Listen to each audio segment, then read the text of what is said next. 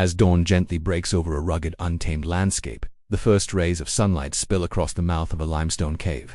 From its shadowy depths, a small band of humans begins to stir. Their day is already in motion. Some silently scan the horizon for signs of movement, perhaps a herd of gazelle or the silhouette of a distant bison. Others crouch to gather dry twigs and branches, feeding the communal fire that has burned, smoldering, through the night. This fire is not just warmth, it is survival, protection, and a place for storytelling. But what truly filled the hours of our Paleolithic ancestors? The caricature of a caveman dragging a woman by a hair or recklessly clubbing a mammoth is more myth than reality. In truth, the daily lives of these early humans were complex, deeply interwoven with the rhythms of nature, and shaped by a relentless need to survive in ever-changing environments. When we speak of cavemen, we're referring to human populations who lived during the Paleolithic period, a vast expanse of time stretching from roughly 2.6 million years ago to around 12,000 years ago. This era, which accounts for over 99% of humanity's existence, came long before the invention of agriculture, cities, or written language, yet it was far from a stagnant chapter in history. The Paleolithic witnessed remarkable advances in tool-making, social cooperation, symbolic thought, and even early art. Much of what we know about this period comes from painstaking archaeological work. Stone tools, some basic, others remarkably refined, have been uncovered across continents. Hearths, bones from butchered animals, and even traces of plant material help reconstruct diets and daily activities. On rare occasions, we find preserved textiles, baskets, or wooden tools that open small windows into the material culture of these people. And then there's the art, breathtaking paintings deep within caves, carvings on bones, or mysterious figurines that may have held spiritual or symbolic meanings. These artifacts hint at minds not so different from our own, capable of abstract thought, aesthetic appreciation, and shared cultural beliefs. Ethnographic studies of modern-day hunter-gatherer societies, such as the San of southern Africa or the Hadza of Tanzania, provide further insight into Paleolithic life, while we must tread carefully when drawing direct comparisons given the vast differences in time, geography, and ecology. They offer valuable perspectives on how small, mobile groups might have organized their time, shared resources, and resolved conflict. It's crucial to understand that there was no single Paleolithic lifestyle. Life in Ice Age Europe was drastically different from life in tropical Africa or coastal Asia. Climate played a defining role. During glacial periods, when massive ice sheets covered much of the northern hemisphere, groups had to adapt to extreme cold, developing clothing, shelters, and hunting techniques suited for large, cold-adapted animals. In warmer interglacial periods or regions, the focus might have shifted toward gathering a wide variety of plants, fishing in rivers or coastlines, and hunting smaller game. Despite these variations, all Paleolithic peoples shared a fundamental mode of existence, that of the hunter-gatherer. Their survival depended on intimate knowledge of their environment, tracking animal movements, understanding plant seasons, predicting weather changes. Every task, from sharpening a flint blade to preparing a meal, was a vital contribution to the group's well-being. So what did their days look like? Mornings often began with movement, scouting for food, or relocating camp. Midday might involve tool-making, teaching children, tending to injuries, or preparing food. Evenings were times of social bonding, sharing stories, dancing, crafting ornaments, or painting on cave walls. Seasons dictated larger patterns, migrations with herds, foraging during fruiting periods, or huddling close in winter shelters. To truly grasp the Paleolithic world is to step back into a time when humanity was inseparable from the wild, where every moment was shaped by necessity, but also by community, curiosity, and creativity. It was a world where the line between survival and spirituality was often blurred, and where the foundations of modern human life were slowly, but profoundly, being laid. As the first golden light of dawn crept over the horizon, it signaled the beginning of a new day for our Paleolithic ancestors. Unlike us, who rely on clocks and artificial lighting, these early humans lived entirely in sync with nature's rhythms. Their internal clocks were tuned to the rising and setting sun, and their routines shifted with the changing seasons, lengthening in summer and contracting in the darker, colder months. The day typically began with a vital and communal task: rekindling the fire. Archaeological findings from ancient sites like Terra Mata in southern France, dated to approximately 380,000 years ago, reveal carefully maintained hearths. These were not just for warmth or cooking, they were essential to survival. Fires offered light in the darkness, protection from nocturnal predators, a place for social connection, and the ability to transform raw food into safe, digestible nourishment. Starting a fire from scratch with primitive tools was no small feat. So communities often preserved embers overnight using ash or slow-burning materials, ensuring that fire never truly died. Morning hours were typically spent on critical daylight-dependent tasks. Small groups would assess the camp's immediate needs. Was there enough food? Did tools need repair? Had animals passed nearby, leaving tracks to follow? Water collection was a daily ritual, often involving a journey to nearby streams, rivers, or springs. Water was carried using hollowed-out gourds, woven baskets sealed with pitch, animal bladders, or eventually, in the later Paleolithic, early forms of pottery. Paleolithic, life didn't follow a rigid schedule. Instead, it operated within a flexible framework of immediate trade-turn activities, those that yielded instant rewards like gathering berries or catching fish, and delayed return tasks such as crafting tools, curing meat, or preparing for seasonal shifts. Evidence from sites like Gesher Banat, Yaakov in Israel, dating back nearly 800,000 years, shows not only complex stone tool use but also an awareness of seasonal plant cycles, suggesting that these early humans were not just reacting to their environment but planning ahead. The core focus of each day, regardless of region or season, was food. Acquiring it was not a chore but a full-time commitment. Adult males often took on hunting duties, stalking or ambushing game ranging from small mammals to massive megafauna depending on region and period. Meanwhile, women generally focused on gathering plant-based resources, berries, roots, tubers, nuts, seeds, greens, and mushrooms, as well as small game hunting and fishing. But archaeological and ethnographic data challenged the outdated view of a strict gender division. Many tasks overlapped, and survival demanded flexibility, cooperation, and shared knowledge. As the sun climbed higher, the heat of the day would bring a natural pause. Midday hours may have been spent preparing food, repairing tools, weaving fibers, making clothing, or simply resting in shaded areas. Children, too, played a role, learning through imitation, observation, and participation in small tasks. This was also a time when oral traditions were passed down on myths and survival knowledge that bonded the community. When hunters returned, if they were successful, the camp came alive with activity. Meat had to be quickly processed, preserved, and cooked. But hunting wasn't always fruitful. In fact, evidence suggests that plant gathering provided a more reliable and consistent calorie source. Studies of Paleolithic dental plaque calculus have uncovered microscopic plant remains, confirming that early humans ate an impressively diverse range of plants. Some even showed traces of medicinal herbs, indicating an early understanding of healing through nature.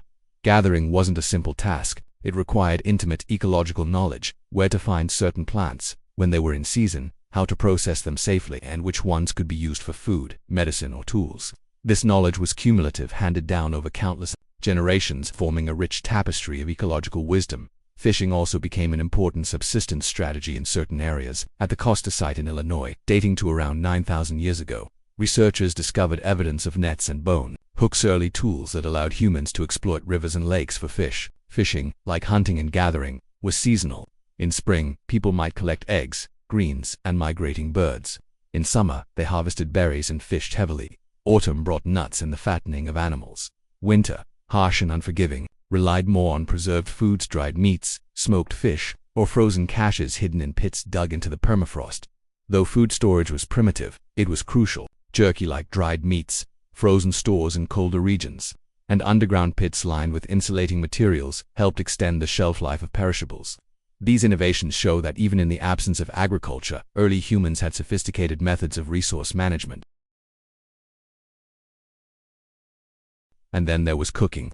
The control of fire for culinary purposes is one of the most transformative milestones in human evolution. While debated, controlled use of fire for cooking may date back as far as 1 million years, with more consistent evidence by 400,000 years ago. Cooking didn't just make food taste better, it unlocked more calories, neutralized toxins in plants, and made tough meats and fibrous plants easier to digest.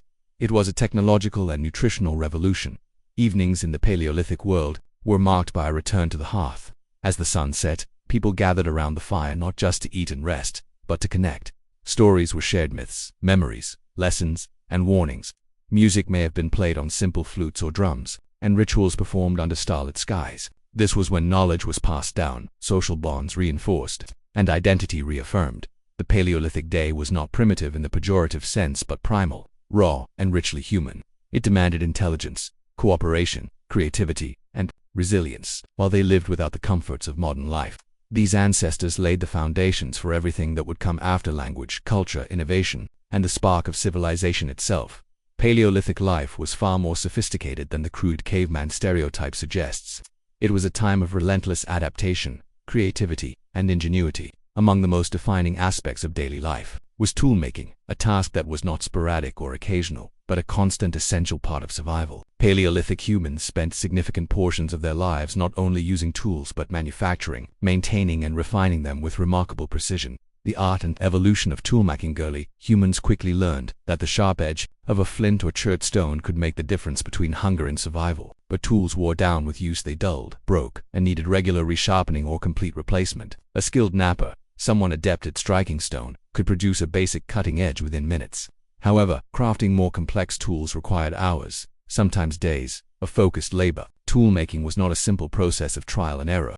It demanded an intimate understanding of stone fracture patterns, material properties, and ergonomic design. The evolution of tool technology paints a vivid picture of increasing intellectual and manual sophistication. All-down tools around 2.6 million years ago, the earliest known tools, found in East Africa, were simple cobbles with flakes struck off to produce crude edges suitable for chopping or scraping. Achillean hand axes appearing around 1.76 million years ago, these teardrop-shaped, bifacially flaked tools required strategic thinking and careful symmetry. Found across Africa, Europe, and Asia, they show deliberate planning and skilled craftsmanship. Middle Paleolithic innovations around 300,000 to 50,000 years ago, the Levallois technique emerged, allowing hominins to shape stone cores in advance and strike off flakes of predetermined size and shape, evidence of abstract planning and cognitive development. Upper Paleolithic revolution 500 or 10,000 years ago, this era saw a dramatic increase in tool diversity and specialization. Tools were no longer just about survival, they became expressions of cultural identity. Engraving burins, hide-scraping blades, projectile points, bone awls, and even needles with eyes for sewing were crafted with care and purpose. Beyond stone, a diverse toolkit. Though stone dominates the archaeological record, it wasn't the only material used. Wood, far more perishable, was likely the most common raw material. Rare finds like the 400,000-year-old wooden spears from Exi and Gin, Germany, and a finely sharpened wooden spear tip from Clacton-on-Sea in England show early humans considered the grain and flexibility of wood when shaping tools and advanced understanding of material science. Bone, antler, and ivory were especially important in the Upper Paleolithic. These tough yet workable materials were carved into harpoons, fishhooks, sewing needles, figurines, and combs. Antler, with its resilience and flexibility, was prized for pressure, flaking the final, delicate stage of sharpening stone blades. Many of these tools required multi-step processes and collaborative efforts, indicating shared knowledge and cultural transmission. Processing and storing food. Food acquisition was only one half of the equation. Processing and storing it was equally crucial. Grinding stones were used to crush seeds and grains, while pounding tools helped break down tough plant fibers and bones. Butchering tools ranged from large cleavers to precise blades that could delicately remove hides or separate joints. Archaeology has shown that a skilled team using stone tools can butcher even massive animals like elephants. Though time-consuming, it was a highly organized process. Meat could be smoked, dried, or frozen, depending on the climate. Caches of stored food buried in pits, kept in cold water, or hidden in natural crevices have been discovered in several Paleolithic sites, offering a glimpse into early food preservation methods. Containers were another essential innovation. Early humans used natural vessels like hollowed gourds, shells, bark, and animal bladders. In later periods, evidence of woven baskets and sewn hide bags appears. The oldest known pottery, discovered in Xianrendong Cave, China, dates to nearly 20,000 years ago, thousands of years before the advent of farming. Clothing and hide work. Survival during the ice ages or in cold regions demanded not just warmth from fire but protection for the body.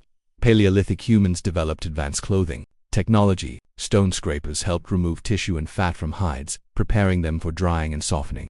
Bone needles, some finely crafted with eyes for threading, sinew, made it possible to stitch tailored garments.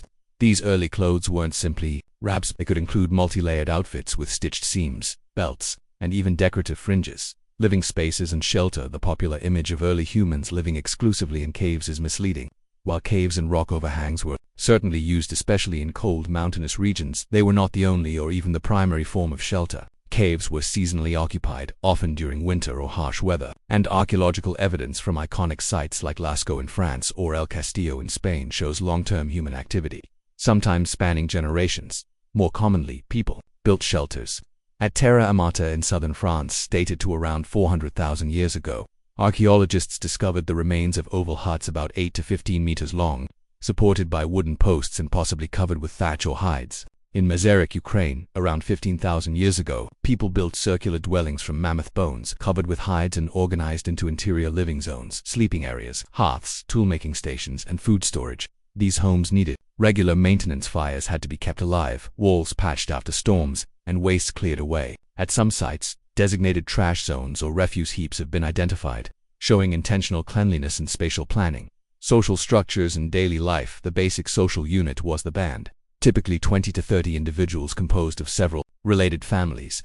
Far from being isolated, these groups regularly interacted with others. Archaeological evidence reveals long-distance trade networks, with materials like obsidian, marine shells, or unique pigments found hundreds of miles from their sources.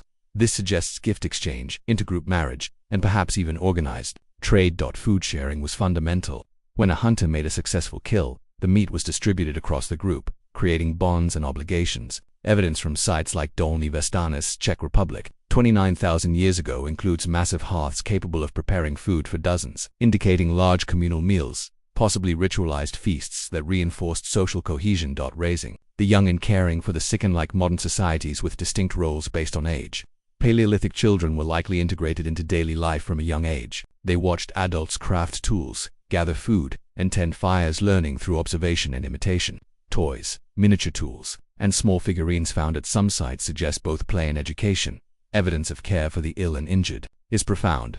Several skeletons, such as the famous Neanderthal from Shanidar Cave in Iraq, show signs of long-term disability, fractures, blindness, or amputations that healed over time. These individuals could only have survived with sustained care from others, proving that Paleolithic societies valued and supported their vulnerable members. Expression, symbolism, and art. Life in the Paleolithic wasn't just about survival. It was also about expression, identity, and meaning. The earliest known human art dates back nearly 100,000 years, with ochre processing kits found in Blombos Cave, South Africa. By the Upper Paleolithic, artistic expression flourished, from the dramatic cave paintings of Lascaux and Chauvet to portable figurines like the Venus of Willendorf to the earliest musical instruments, bone, flutes, and drums. These creations weren't merely decorative, they were symbolic, social, and possibly spiritual. Art, music, and ritual were integral to Paleolithic life, used to communicate, remember, teach, and unite. Far from being primitive or brutish, Paleolithic humans lived lives marked by intelligence, adaptability, and social depth. They developed complex technologies, built functional and sometimes sophisticated shelters, cared for one another, and expressed themselves through art and music. Their daily existence required constant innovation and cooperation. In many ways, they laid the psychological, technological, and cultural foundations for the entire human journey. The hidden genius of the Paleolithic, more than just survival. Far from being the brutish cavemen of outdated stereotypes, Paleolithic humans were skilled, observant, and profoundly creative. They were not merely surviving, they were thriving. Their lives were filled with innovation, cooperation, knowledge, and culture, many aspects of which still echo in modern human behavior. Paleolithic music and ancient language of the soul. One of the most remarkable windows into the minds of early humans is their music. While perishable instruments like drums rarely survive the passage of time, bone flutes, dating back 43,000 years, have been discovered in the caves of southern Germany, particularly at Gorn. These flutes, often made from bird bones or mammoth ivory, were carefully hollowed and precisely pierced with finger holes. Detailed reconstructions and acoustic testing have shown that they could produce tones matching modern musical scales. These instruments were not crude noisemakers but carefully engineered devices. Their creation required an understanding of acoustics, craftsmanship, and design, indicating not only musical traditions but perhaps communal performances, ceremonies, or rituals. While the drums themselves have decayed, evidence suggests they were likely made from animal hides stretched over wooden frames or hollow logs, forming percussion ensembles that added rhythm to the haunting melodies of flutes. Medicine and healing. Paleolithic people were also aware of the healing properties of plants, and recent studies have uncovered traces of medicinal herbs and resins embedded in dental calculus fossilized plaque from ancient skeletons. Some of these substances, like yarrow and chamomile, have known anti-inflammatory and digestive benefits.